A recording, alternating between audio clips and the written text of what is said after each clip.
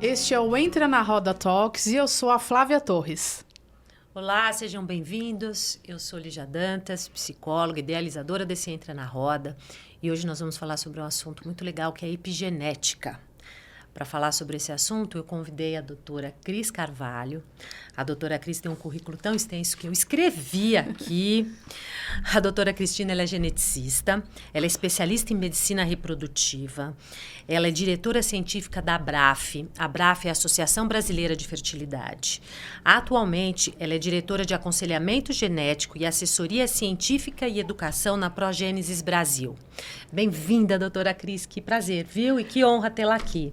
Prazer, Lígia, prazer, Flávia. Estou muito feliz de estar aqui com vocês. Vamos lá, porque tem muito assunto pela frente hoje, né? Com certeza. Vamos lá, eu vou aproveitar para pedir para você deixar o seu like aqui já nesse vídeo. Se você não é inscrito ou inscrita, se inscreva no nosso canal. E se quiser também ative os sininhos das notificações para sempre receber as novidades dos nossos conteúdos. Eu quero explicar também o que é o Entra na Roda. Entra na Roda é uma plataforma que produz conteúdos e também fazemos workshops e talks com apoio psicológico às transições da vida moderna, como, por exemplo, a parentalidade homoafetiva, as tentativas de gravidez, a gravidez, o puerpério e a menopausa.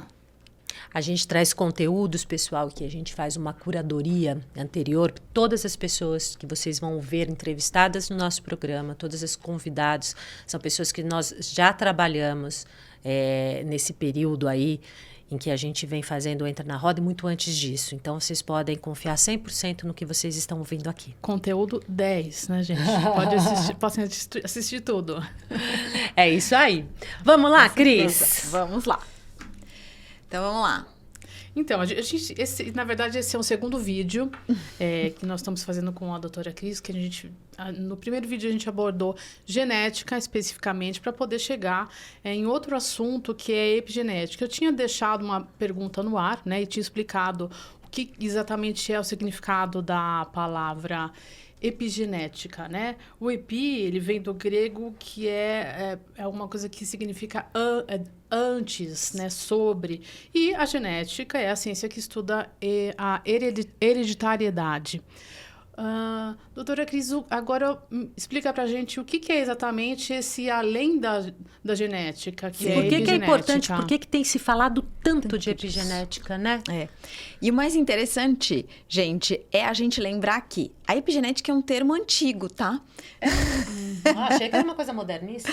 Todo mundo considera super moderno, porque, na verdade, a gente não tinha muito acesso a tudo que a gente tem hoje, né? Então, fica com cara moderna, porque pega e a gente faz a repaginada na história. É isso. Mas vamos lá. A epigenética é o sobre a genética. Então, o que na verdade que é isso que você colocou, Flávia?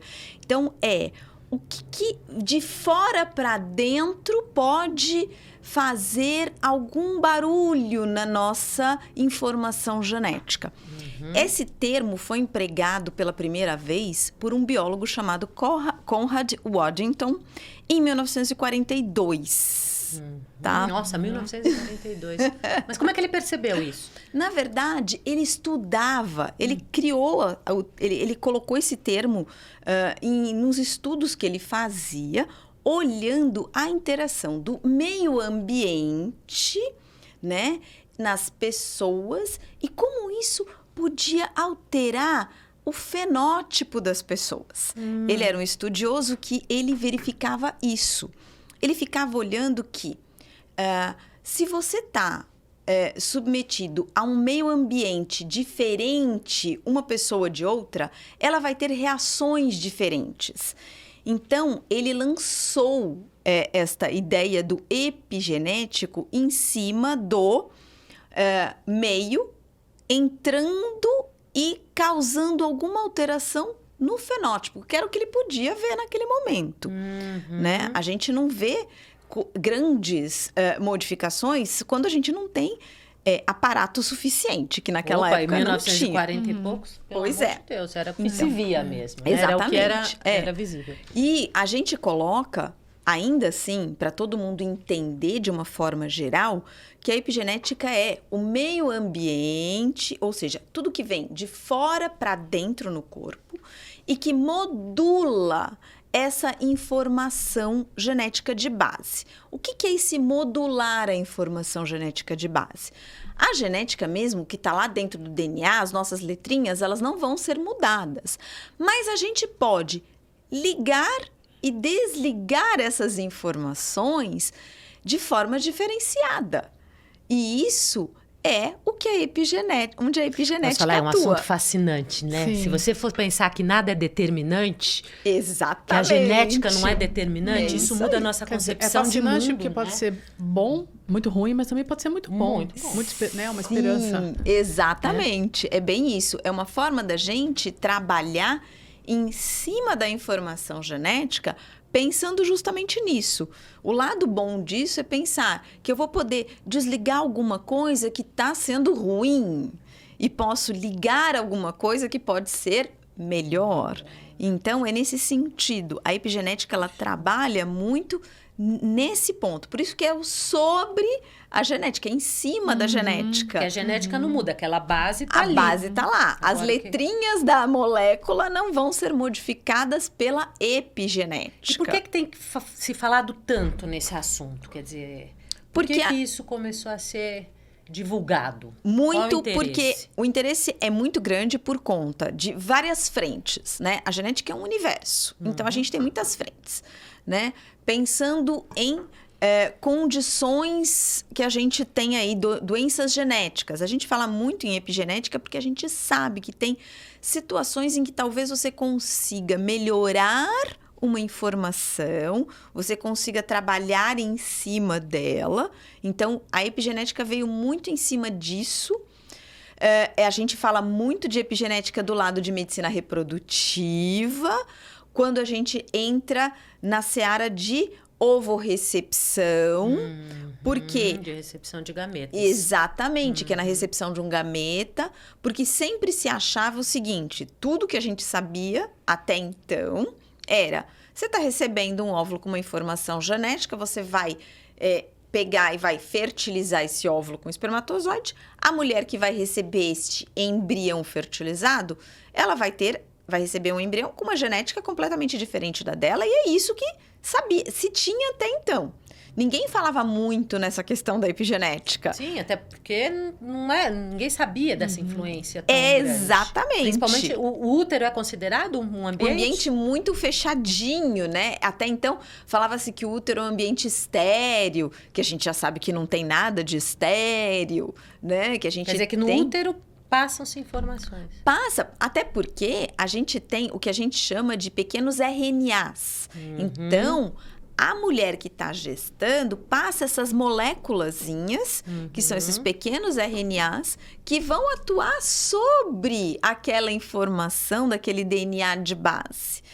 Eu costumo dizer para as pacientes com quem eu converso, eu falo para elas que é como se a gente pegasse aquele embriãozinho, como se fosse aquela bolinha de barro. E a gente, o corpo, o útero recebeu lá na basezinha e você o teu útero, que nem as suas mãos naquela bolinha de barro, você vai moldar aquela bolinha de barro no que você vai ter no final, que vai ser o bebê. Então, a mulher, com as informações dela que são passadas para o bebê, ela vai moldar essa base genética durante esses 9 meses de gestação. Nós temos já alguns estudos que falam justamente que, pensando na epigenética dessa parte de recepção de óvulo, né, a gente diz que a genética de base, a gente tem nos estudos que a genética de base recebida lá daquele óvulo, ela compõe 40% da informação. E a sua epigenética é 60% em cima Olha daqueles só. 40%. Daí a importância, Olha né? só. Mas, por exemplo, você falou em ligar ou desligar genes. Isso. Como que isso acontece na prática? Vamos Porque lá. você ficou falando agora do outro, eu fiquei imaginando o que influencia. assim, o que a mãe come, o que mais que pode influenciar, o que pode mais ligar e desligar? Tudo que você passa de informação para o bebê pode fazer essa influência. Então, por isso que eu falei, esses pequenos RNAs, eles vão entrar e eles vão trabalhar em cima lá do meu DNA. Então, eles podem ligar, a gente pode ter ligações, a gente pode ter união em um ponto lá do meu DNA, e eu posso simplesmente, naquele ponto onde a gente tem a informação ali, simplesmente não ser lida aquele trecho naquele momento. Eu não preciso ler esse trecho aqui da informação agora. Vamos deixar para mais tarde? Vamos ler esse pedaço mais tarde? Isso é possível, tá? Através dessas pequenas moléculas, porque é tudo uma interação. A mãe passa a informação não só pelo útero, mas pela placenta toda. E até pela amamentação, a doutora Dani estava fazendo, a nossa amamentóloga, aliás, fica a dica. Isso mesmo, também passa. Pela amamentação você também passa. Então, isso tudo é modulado não só pela alimentação, não. Pelo estilo de vida da mulher também, que está gestando, pelo psicológico dela também. Então, toda essa parte emocional influi muito, né?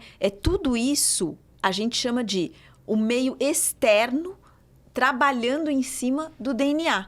Tudo isso é essa parte que a gente chama de externo em cima dele. Quer dizer, são esses estímulos que vão fazer que aquela partezinha, aquela informação vai ser deixada no momento, deixada de lado. Isso. Ou não. Ou não. Sim, Por exemplo, a hipertensão. Colocada. Se for um histórico de hipertensão e a mulher que recebeu o gene ali, né? Vamos supor que a criança, a bolinha, traz essa genética. Aquela genética. Se ela de tiver hipertensão. uma gestação tranquila, se ela tiver uma alimentação saudável, dormir, isso aí vai ficar adormecido. Vai ficar adormecido, quietinho lá. Exatamente. Isso vai poder ser reativado na vida da pessoa se ela vier a ter lá na frente um estilo de vida que conduza para isso. Tá? Você estimule essa tendência. Exatamente. Né? O estudo clássico para isso, assim, para epigenética de base, que é essa de meio externo, o estudo clássico é o estudo de gêmeos. Que eu acho que eu já comentei, até com você, Lígia, antes. Mas o estudo de gêmeos é o estudo clássico da história da epigenética, que é o meio modulando a genética. A gente tem um estudo clássico que é esse. Era um casal de gêmeos univitelinos, tá? Um casal assim, iguaizinhos, univitelinos. Então, esses dois gêmeos foram separados ao nascimento. Um viveu numa condição e o outro em outra. Então, um viveu na região do Rio Grande do Sul, numa condição de ambiente toda diferente do outro irmão que foi para o Nordeste. Quando estes dois gêmeos foram colocados juntos, eles não tinham mais nada de univitelinos. E nem aparência física? Até a aparência física tinha sido modificada. Porque um dos maiores medos de quem recebe óvulo é assim, meu Deus do céu, meu filho não vai ser parecido comigo. Até a aparência física tinha modificado. Que é o que lá em Porque acho que a convivência modula também, né? Exatamente. As expressões dos pais, ou com quem os você trejeitos. Exatamente. Muito legal. Então, assim, a base genética deles permanecia. Porém, toda a parte externa deles já era completamente distinta, tá? Tinham traços, claro, que são mantidos, mas eles já tinham diferenças até fisionômicas, tá? E esse é o grande ponto. Todo mundo questiona, mas eu vou receber um óvulo, mas não vai parecer comigo. Mas não sei... Aliás, uma pausa, né? Por que isso? Precisa? Por que precisa parecer comigo? Que narcisismo, não? Só vírgula, voltando. Nossa psicóloga explica. E, na verdade, eu sempre coloco para os casais, Lígia, isso, né? Quando eu tenho várias histórias de casais com filhos deles e que os filhos não se parecem com eles, efetivamente. O que você tem que ter certeza é que você está passando uma boa informação genética para aquele bebê. Isso é o que importa. Ele ter a carinha parecidíssima, não. Agora, uma coisa é certa. Ele vai conviver com você, ele vai passar o tempo todo com você, ele vai adquirir traços seus. Ele vai Pelo jeito, compartilhar os seus 60% valores, aqui, né? Mais do que... 60% é a epigenética em cima da genética. Isso a gente tem, entendeu? Já com dados de estudos. Então, ou seja, não dá pra gente pensar que, não tem nada. Não tem, e muito. As pessoas precisam aprender a enxergar isso, a transpor a barreira, tirar este medo. O estigma, né? Isso é uma coisa que a gente tem feito, né? Exatamente. Nas nossas lives, nas nossas conversas, né? Sim, com certeza, com certeza. Então, a genética, ela dá uma possibilidade pra gente hoje muito maior do que a gente tinha lá atrás, né? Então, hoje, a gente conhece cada vez mais e a gente sabe, e tem vindo cada vez mais estudos com epigenética e como a epigenética modula bem essa nossa genética de base, trabalhando, né, para auxiliar a gente até com questões de doenças também. Pois vamos pensar, né, na velhice, na menopausa. Exatamente. A gente tem que pensar em tudo isso. Porque também é um estudo de longevidade, né? Se você for fazer, a pessoa... Dizem por aí, né? Verdade? Do imortal que tá pra gente descobrir. Mas vai saber se não tem a relação com a epigenética mais do que a genética, Sim, né? Exatamente. Porque a epigenética, ela permanece, ela vai atuar ao longo da tua vida toda. Inteira. A vida toda. E tanto é que quando eu converso com um casal, eu pontuo para eles o seguinte, e eles às vezes acham assim meio estranho. Teve um casal até que eles falaram assim para mim, escuta, por que você fala de alimentação pra gente, de estilo de vida? A gente está aqui por conta de genética para reprodução. Eu quero ter um filho, eu quero saber se alguma coisa genética vai ter. Né? Eu falei assim, porque tudo isso está ligado com a genética de vocês. Porque isso determina a qualidade do óvulo que a sua esposa está produzindo, determina a qualidade do seu espermatozoide sendo produzido. Aí eu coloco para eles, isso é o que a gente chama de epigenética, que ela tá em tudo e a gente não percebe. Clima. Então, né? Mas acho que nesse sentido é que é novo, né? Apesar de ser estudado, é novo porque ainda não está na cabeça das pessoas essa relação. Não tá, né? Não tá. E isso é muito claro para quem trabalha na área, para mim que estou aqui na reprodução, para todos nós que lidamos com a reprodução, a gente vê nos casais, nos resultados deles, exatamente isso. Um casal que tem, que a gente percebe isso, ele tá com uma qualidade de vida boa, tá seguindo uma boa alimentação, não sei o quê, eles costumam ter, e eu não vou falar que isso é uma regra, óbvio que não, porque tem muitos fatores envolvidos, mas de uma forma geral, esses casais acabam tendo um resultado muito interessante de embriões. De qualidade de embrião. Então, quando eu vejo a gente vê a qualidade do embrião, isso é o reflexo do que veio do gameta, né? E não só do gameta genético, mas da qualidade de vida que já modificou aquele óvulo e aquele sêmen, né? Aquele exatamente. É bem isso. Isso é muito legal. Eu fico pensando que aquela história do menino lobo... Sim, não é um que clássico? Ele saiu totalmente... Da epigenética? Exatamente. Acabei de me vir na cabeça. Adaptado de adaptação, família né? dos lobos. Dizer, no final, ele era um lobo. Exatamente. É bem isso. É a adaptação nossa. É exatamente esse ponto. Então, eu acho que a gente precisa pensar desse lado, né? E cada vez mais. A gente vê os casais ficando muito preocupados. Ai, porque isso, porque aquilo. Eu falo assim, gente, tem que ter preocupação, mas tem que ter preocupação com coisas bem básicas iniciais. A gente precisa aprender desde novo isso. E a gente esqueceu um pouco, né? Então, é por aí. Dentro desses estudos, conta pra gente qual a diferença de genoma e epigenoma. Isso. O genoma é o genoma de base. É aquela informação mesmo, que tá lá, o nosso DNA com o código das letrinhas, tá?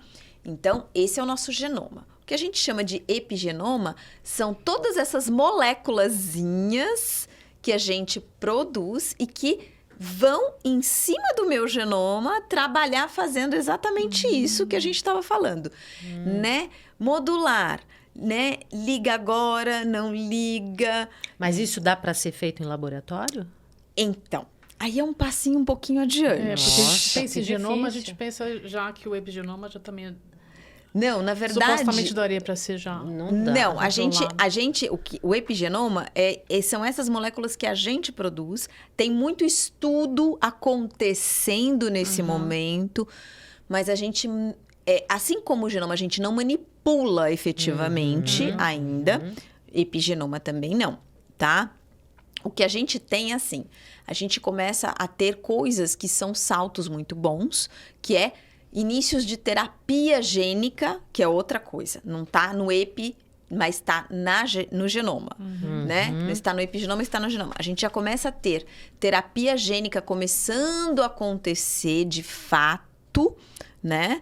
Aí, com a questão de outros estudos que vêm acontecendo. Como de distrofias musculares, né? Isso, com os CRISPRs, né? Que são muito estudados agora, mas isso está na base genoma, tá? Então, aí, realmente, é uma terapia para a gente trabalhar no genoma, entendeu? Não está no epigenoma, tá? A gente ainda está começando a trabalhar, a tatear em cima disso, porque tem que pensar que, assim, é muito delicado, né? E a gente não pode errar. E é difícil de mensurar também, eu acho que o epigenoma, né? O quanto daquela informação do meio aquela criança, aquela pessoa absorveu, né? O quanto aquilo está trabalhando dentro daquele organismo, o quanto a gente está conseguindo ter dessa interação lá dentro. Ainda Exatamente. a gente... O quanto... Aí vou ter uma Mas alimentação... você sabe? Vou ser tranquila, vou ter uma alimentação saudável. O quanto isso vai garantir... Exato. Né? É difícil você ainda mensurar ainda quantos por cento de chance de você não desenvolver doenças Mas olha, cardíacas. existe já essa pesquisa aqui na USP, lá no Centro de Genoma Humano, né, da Maiana, com a psicanálise. Sim. Então, não deixa de ser o que a gente está falando, né? E constatou que a pessoa que ela sabe...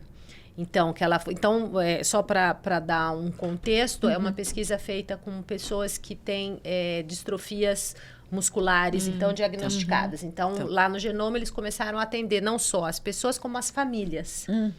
E o Instituto de Psicanálise entrou ali para ver o que estava acontecendo.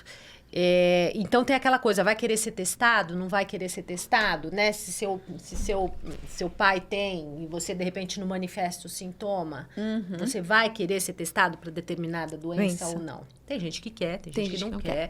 E eu acho que isso tem um porquê. Na verdade, teve uma pesquisa ali que aquelas pessoas que souberam, então, que elas tiveram acesso à informação de que elas têm elas carregam aquela mutação, aquela variante. Sim. Elas começaram a desenvolver mais rápido os sintomas do que quem não sabia. Isso não é epigenética? Ué, ela teve acesso a uma informação, então, psicológico daquilo, quer dizer, as informações que ela vê na televisão, ou que ela ouve. O psicológico ligou, né? O psicológico ativou a genética. Isso. Até me arrepio de falar nisso, porque foi um projeto que eu participei pessoalmente, Exato. atendi bastante. E a gente pensa, Lá. assim, quando você fala em questão de doença, isso está muito ligado a essas doenças, que nem distrofias, que são de acometimento mais tardio, principalmente. Essas condições genéticas de surgimento na idade adulta são as principais nesse foco. Então, isso que você colocou, Lígia, é muito interessante, porque eu vejo isso com os pacientes na reprodução.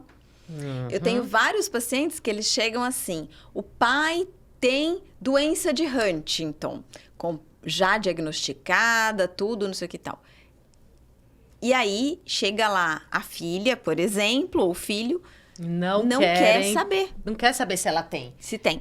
Eles Mas não ela querem. quer ter filho. Eles então ela querem não ter quer o filho. que Eles não corra o querem risco passar a essa doença. genética. Eu atendo casos assim também. Exatamente. Eles não querem. Eles não querem correr o risco de passar para os filhos. Mas eles não querem saber. Por quê? Se eles Porque eles carregam o ficam... gene. Exatamente. Mas porque peraí, como que faz do ponto de vista prático? Eles não querem passar, mas como que eles fazem para não passar? Uma ovorrecepção. dá para fazer por duas alternativas. Vamos lá. Vamos lá, Aí tem duas alternativas. Dá para fazer por ovorrecepção, pensando na mulher, se for uma mulher, né? Se for uma filha, certo? Tem a possibilidade de não usar o óvulo dela. Esse é o caminho mais rápido, né? Mais liso, mas a grande maioria delas são jovens, estas mulheres, porque Huntington é uma doença que acomete a partir dos 45 e tal. Então, são moças jovens, as pacientes que chegam quando tem familiares com Huntington, elas chegam pra gente na faixa dos 29 para 30, tá? E aí... Então, elas têm óvulos, elas têm reserva, Tem né? reserva, elas têm um potencial e elas querem tentar com o material delas. Qual é a outra alternativa? A gente fazer o estudo genético para seleção do embrião. A gente não sabe se ela tem ou não, Flávia. Pois bem, é isso aí, não sei. Mas eu sei que o pai tinha, por exemplo, tá? Então vamos lá. O pai tem sempre 2 alelozinhos. Um dele era normal e um com a condição, porque essa doença de Huntington é uma doença dominante. 50% de chance dele passar para ela, tá? Não é Então, recessivo. Essas doenças, o ponto crucial é para essas doenças dominantes. Entendeu? Essas distrofias dominantes são realmente as que as pessoas não querem saber. E é 50% risco. Né? Tem Huntington, miotônica, miotônica. a distrofia miotônica, tem algumas condições que são assim, né? Então, eles não querem, né? Esclerose lateral amiotrófica, ou ela. Então, as pessoas não querem É saber. diferente de esclerose múltipla, Exato. porque isso aí Bem é diferente, bem diferente. bem sim. diferente, Depois a gente gente. pode até falar sobre isso, mas Isso. agora... Então, o ponto é, ele tem 50% de chance de ter mandado para ela. Existem alternativas genéticas hoje, que é o teste genético para doenças monogênicas, onde a gente vai fazer um rastreamento, na verdade, a gente vai excluir a fita paterna. Você exclui a vinda da fita paterna. Ah, não é que você testa o embriãozinho Você para saber se tem, não, se você tem, testa lá o embrião, mas você, a partir da análise do pai, o que ela tiver recebido do pai, você vai marcar para os embriões que receberam aquela fita paterna não sejam Ainda bem que embriões... tem laboratórios especializados nisso, né, doutora? Porque se a gente for pensar, é tão complexo. A gente aqui está falando leigo, a gente está entendendo, mas não vamos nem aprofundar muito em como isso é feito em laboratório. Isso. Então, assim, dá pra gente fazer esse tipo de seleção. Para todo mundo, e é o que você falou, Lígia, Flávia, para todo mundo isso é um mundo completamente irreal. Muito irreal. Mas é muito muito ficção científica. É muito ficção científica, mas para mim é a minha realidade. Essa é a realidade. Isso é a minha realidade. Isso existe. E o quanto e isso é possível, de ser para construir feito. uma família então saudável e sem É essa... possível.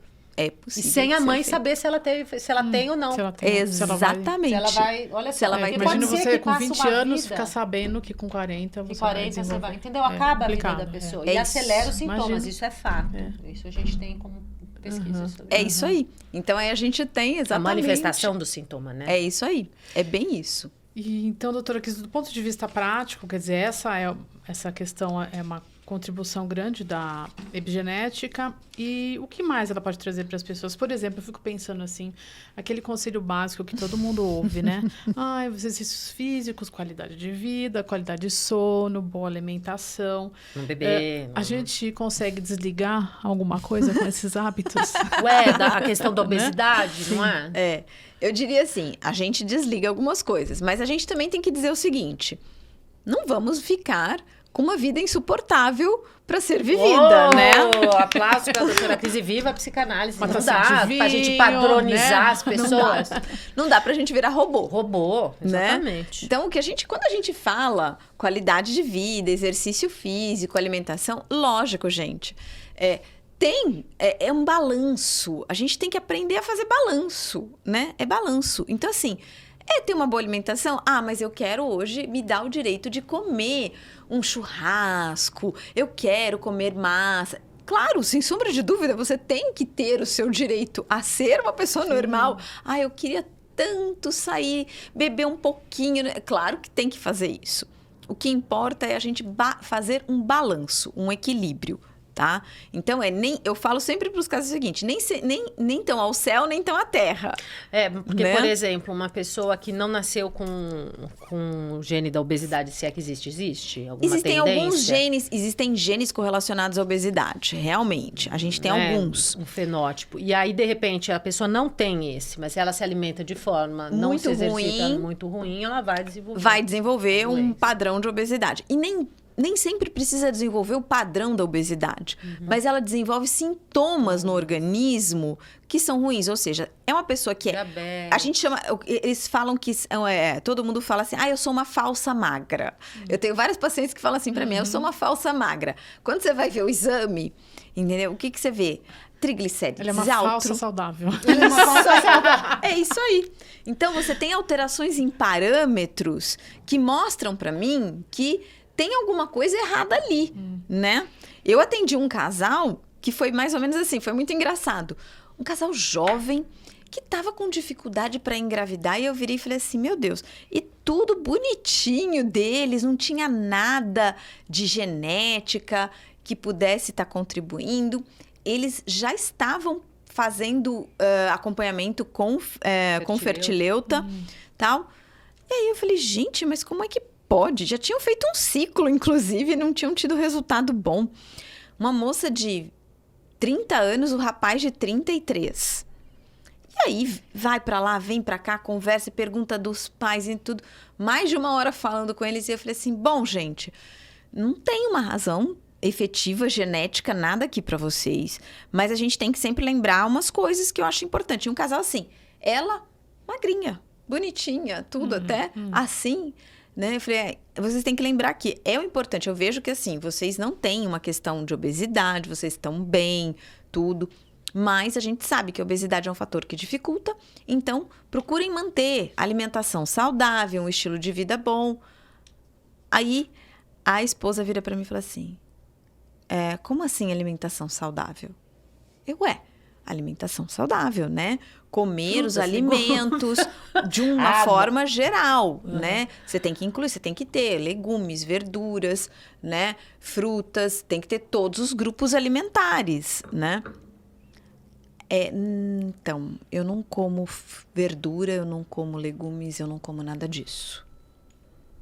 Aí eu falei, como assim? Aí o marido falou assim, olha, a gente costuma, o nosso hábito é lanche e refrigerante. Ai, que delícia. Olha só. Aí eu falei, bom, então eu já achei um ponto para entender o problema inicial de vocês. Então, assim, a gente tem que lembrar uma coisa que todo mundo esquece, é o que eu falei para eles. Primeiro ponto, assim, eu vou pegar um fator, o externo pior, que é o refrigerante. Ele tem uma coisa chamada anti. Tudo que tem o nome que termina em anti, né? Vou até anotar isso aqui. Crítico para o nosso organismo, que são os flavorizantes, os corantes, estabilizantes. Tudo isso é produto químico que é colocado dentro daquele líquido. Geralmente essas coisas já começam com anti no primeiro ingrediente, né? Aí vai indo anti, assim, tudo. Só tem uma anti, lista. Né? Então, o que acontece? Isso gera no nosso organismo... Então, o que eu expliquei para eles é o que eu vou colocar para vocês. Que aí entra a epigenética. Sim. Isso você ingeriu. O teu organismo vai metabolizar tudo isso, certo? Vai lá, quebrar. E vai ter uma coisa chamada sobra dessa quebra. Esta sobra tem um nome bonito, que são as espécies reativas de oxigênio, que são as espécies reativas que fazem a oxidação no nosso organismo, que envelhecem as nossas células. E essas espécies reativas de oxigênio, elas atravessam membrana nuclear, entram no núcleo de célula e danificam DNA, basicamente. Nossa, Então, entende como é que o refrigerante estraga o óvulo e o espermatozoide? Assim, basicamente. Básico. Então, as pessoas não percebem que tem coisas que pioram a qualidade da célula realmente. Entendeu? E você imagina isso, o efeito do corpo todo, em todas as células? Em todas as células, porque não é só ali. Isso é resto metabólico, tá? Tudo que a gente come gera resto metabólico, que são essas espécies reativas de oxigênio. A gente tem que saber lidar com esses restos. Eu posso produzir pouquinho e me virar muito bem com eles, ou eu posso produzir muito e começar a ter dano acontecendo no meu corpo. É engraçado que a gente pensa em alimento, é fácil, mas a gente pensa em epigenética, por exemplo, a poluição. Não tem um estudo que fala do sêmen, Sim, acho que é dos espermatozoides? Exatamente, As também. pessoas das grandes Cidades, tudo que você respira. Isso, exatamente. Você respirou, você está respirando isso. Tudo que você respira que tem esses poluentes, né? Todo poluente, ele vai ter que ser metabolizado no teu organismo. O resto da metabolização gera as espécies reativas de oxigênio que vão danificar. Tá ali. Você o caminho vê que essas pessoas esse. que vivem mais, né, sei lá, no interior, são bem jovens, assim. Quem tá morando nas grandes cidades, assim, envelhece mais rápido. Tudo vai depender do estilo de vida, Lígia. Porque tem gente no interior, aquele pessoal que trabalha em lavoura, envelhece mais. Por quê? Porque eles estão sol a sol. E acabam com agrotóxico também, né? Isso, eles estão sol a sol, eles mexem com agrotóxico, eles têm outros fatores no meio deles que trabalha sobre eles, tá? Então, em cada lugar, o que a gente for olhar, tem sempre alguma coisa. A gente tem que trabalhar a nosso favor. Eu falo que ou a gente trabalha a favor da nossa genética ou a gente trabalha contra a nossa genética, né? Então, eu acho que é por aí. Perfeito. Né? Nossa, maravilhosa essa explicação. Maravilhoso. Eu fico pensando, nessa semana teve um casal que estava conversando com a gente em um grupo e ele falou que ele queria, quando pegou, era um casal homoafetivo, e quando escolheu a doadora, eles escolheram a doadora, formaram embriões com os dois espermatozoides dos dois. E na hora, teve um, né, que ficou com melhor qualidade e o outro se perdeu. Sim. Né? O que formou o outro não foi para frente. O outro não foi para frente. Então, ficamos com 4 embriões da mesma genética. Aquela doadora com aquele material. Com aquele sêmen. Sim. Aí, depois, eles foram numa outra doadora, porque para eles era importante serem... Um de cada um. Um de cada um, mas com a mesma doadora. Ah, entendi. Né? E aí não foi possível, então, e estavam contando que eles estavam na escolha de outra doadora. Mas mesmo se ele escolher fenoticamente uma doadora, né? Quer dizer, parecida com aquela primeira que ele tinha escolhido, a genética não é só o que a gente vê. Não, exatamente. Não é só o que a gente vê. Isso eu falo há uma vida. Eu falo isso, 20 anos dando aula na universidade, eu passei 20 anos dando aula na universidade, eu falava para os meus alunos sempre, que virou o meu lema, né? Meus alunos falam que é o meu lema. Onde eu vou, eles lembram de mim quando eles ouvem. Porque eu falo, quem vê cara, não vê DNA, não vê cariótipo. Então, quando a gente vê as carinhas bonitinhas, eu não estou enxergando o DNA, eu não estou enxergando o cariótipo. Então, isso nós não falamos quer dizer no nada. primeiro vídeo, né? Sim. Isso aí. Depois vocês entram lá para ver o primeiro vídeo que a gente gravou com a doutora Cris. Então, ou seja, não adianta você escolher pelo estereótipo. A gente tem até uma entrevistada, acho que foi a primeira entrevista do canal, a Luli, né? A Luli. Ela tem 2 meninas e também foi ovo doação, né?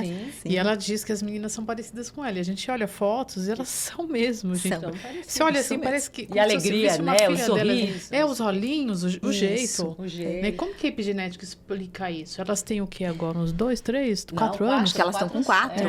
Acho que estão com 4 anos. Então, é bem isso. Isso é a epigenética trabalhando.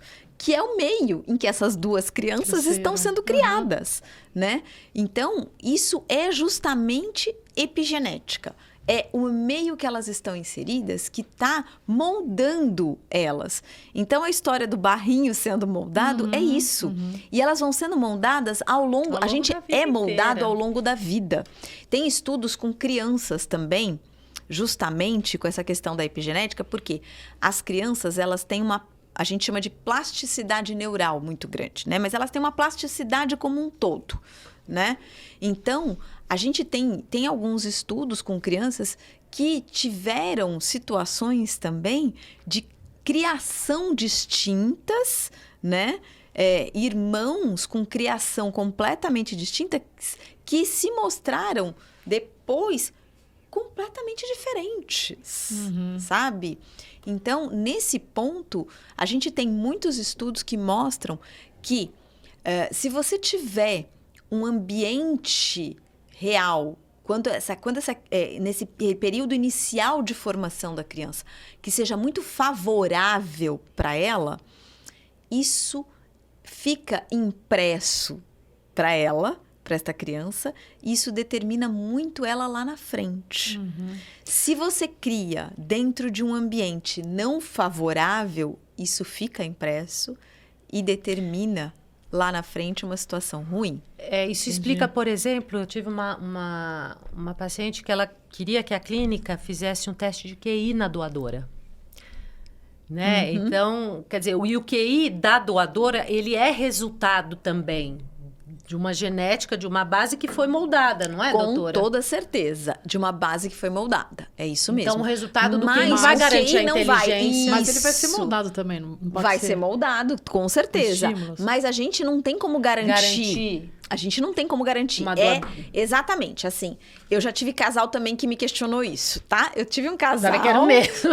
Vai saber. Eles foram para psicóloga, para geneticista, pelo amor de Deus, queremos uma criança inteligente. Isso, era um casal que eles eram muito preocupados com isso, porque eles eram pessoas com uma formação muito intelectual, boa, né? eles eram pessoas com uma formação intelectual alta, e eles não queriam ter um filho com alguma informação baixa.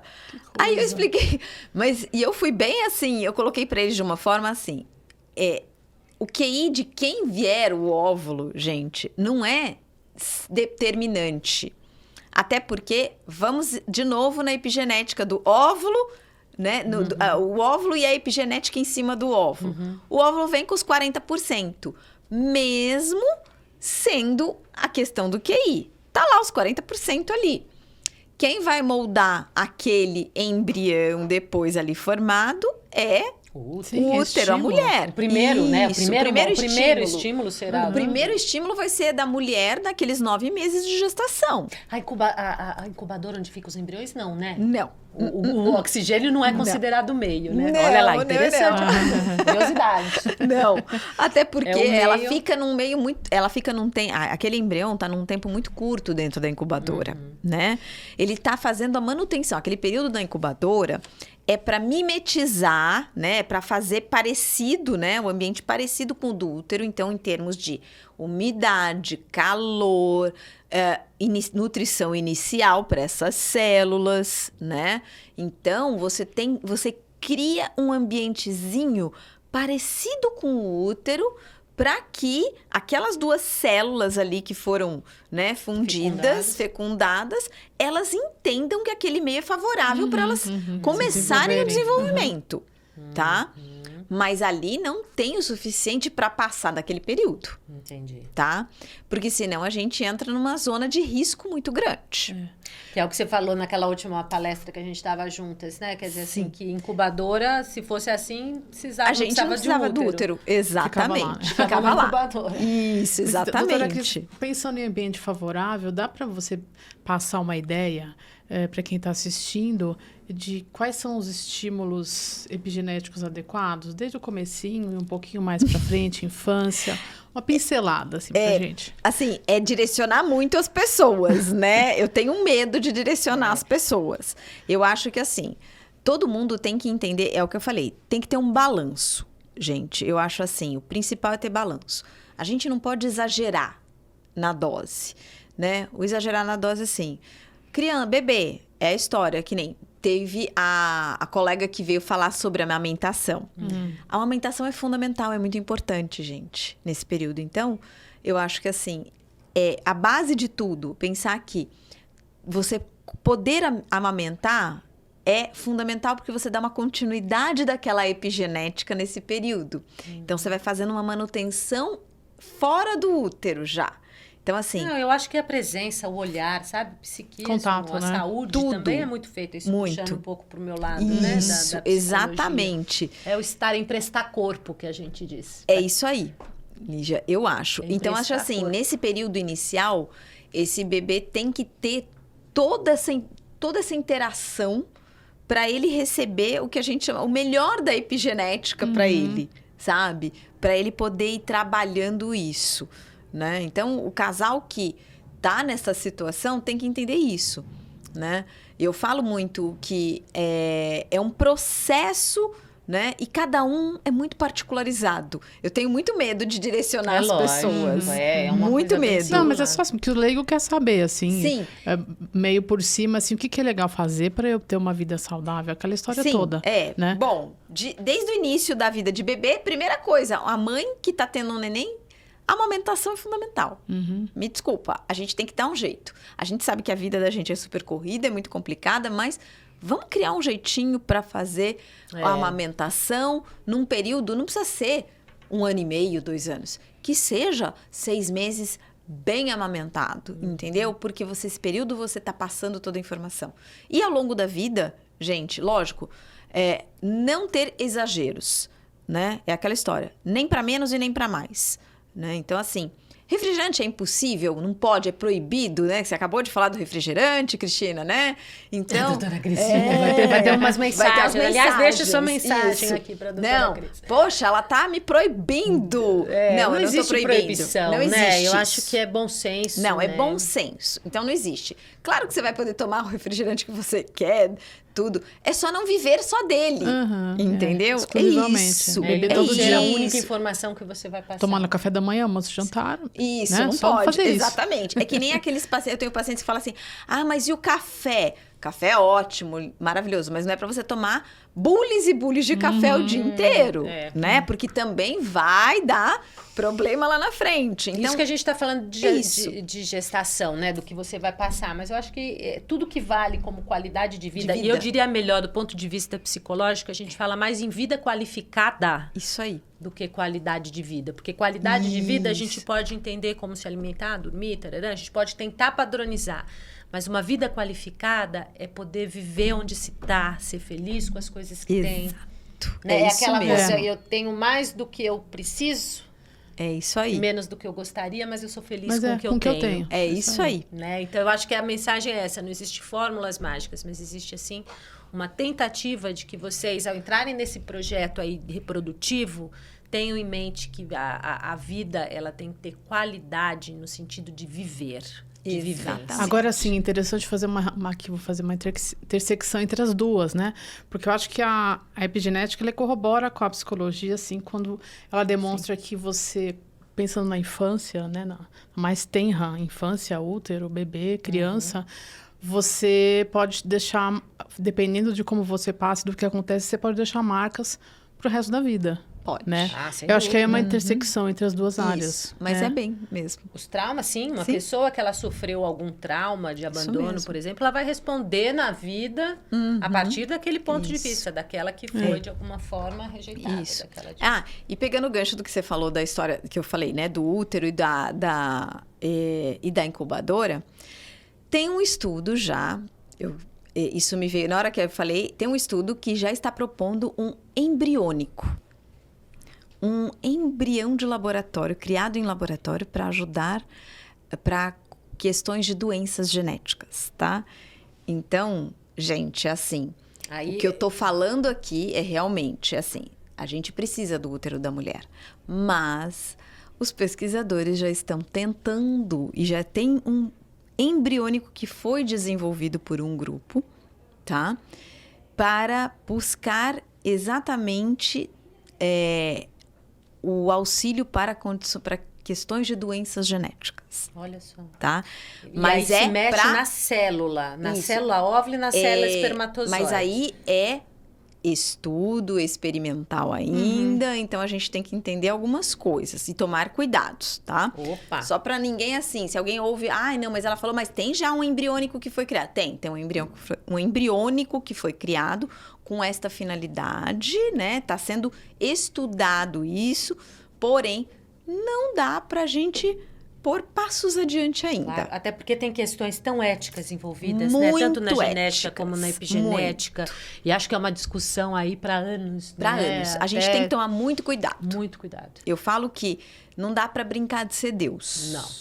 A gente é responsável pelo que a gente cria, pelo que a gente faz. Então, a gente tem que tomar muito cuidado e ter muita responsabilidade. Escolha e responsabilidade, né? Deixa eu só fazer uma última pergunta, vou deixar uma provocação aqui. O quanto que, assim, a gente pode acreditar doenças a fatores epigenéticos, e eu queria saber se isso aumenta mais a responsabilidade sobre a saúde dos pais, sobre a saúde dos filhos. Queria deixar para vocês duas. Não entendi. Não entendi. Peraí, como é que é? Volta, porque agora você fez tão... Você juntou tanto que... Qual a responsabilidade... Qual a responsabilidade pensando do ponto de vista da epigenética, né? Imaginando que talvez algumas doenças possam ser desenvolvidas ou não por conta da epigenética. Isso aumenta a responsabilidade dos pais sobre a saúde dos filhos? Bom, do ponto de vista psicológico, sem dúvida. Nem todas as doenças, aliás, a minoria das doenças psicológicas, né, que é diferente das psicopatologias, são relacionadas à genética. Né? Mas do ponto de vista psicológico, uma pessoa que tem... a gente falou da hipertensão, mas uma pessoa que tem um transtorno de ansiedade e ela manifesta isso, aquela criança cresceu naquela casa onde estava tudo atrasado, onde está, vai fazer...